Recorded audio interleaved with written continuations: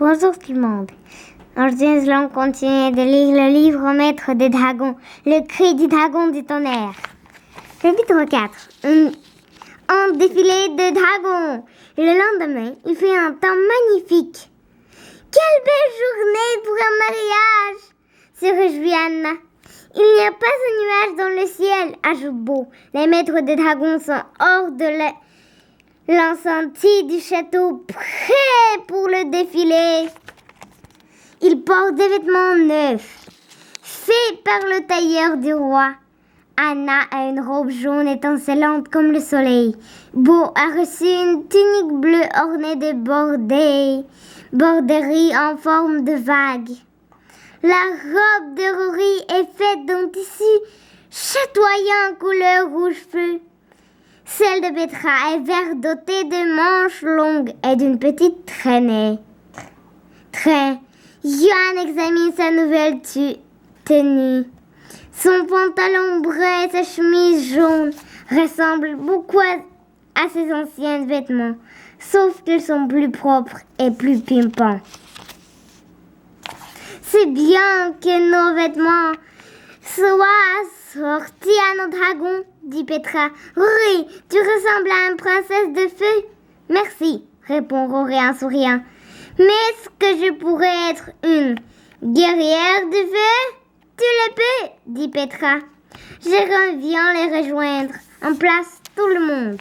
Le roi et la reine arrivent.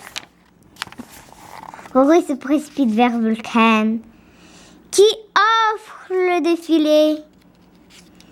Elle ouvre le défilé. Elle se hisse sur la selle. Des bouffées de fumée grise sortent des noseaux de son dragon de feu. Yann ramasse 2 seaux remplis de fleurs et se rend un pas vif à côté de l'ombrique. Celui-ci est près de Petra et son dragon de poison. Chacune des 4 têtes de l'hydre l'accueille avec un beau sourire.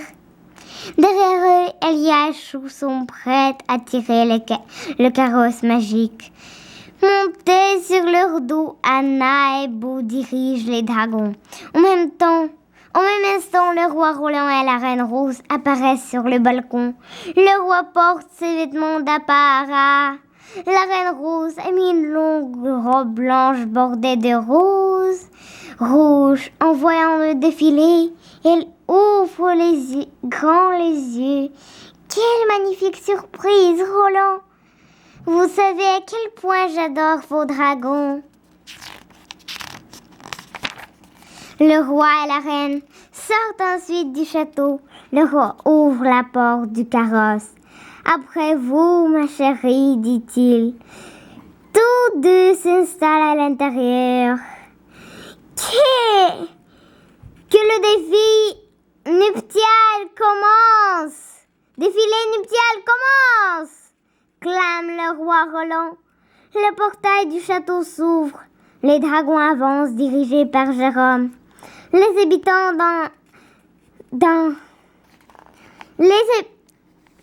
Les dragons avancent, dirigés par Jérôme. Les habitants des royaumes des fougères et des petites collines applaudissent le défilé qui projette vers le lieu de la cérémonie. Vulcain se lance dans les airs. Des étincelles rouges et oranges jaillissent de ses noseaux. Les gens applaudissent. Zira se met à chanter. Une douce mélodie berce la foule. Yann annonce: c'est au tour de l'ombrique maintenant. Les yeux du dragon se mettent à briller.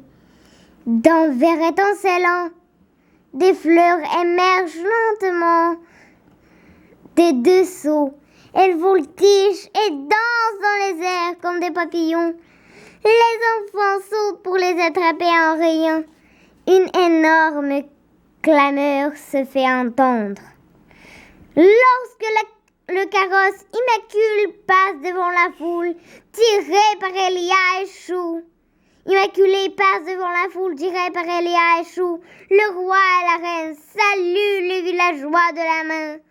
Hurrah pour le roi Roland! Hurrah pour la reine Rose! Crie-t-il en chœur. Puis, Sans qu'un signe avant-coureur, le ciel s'assombrit. Un vent violent se lève. La foudre éclate.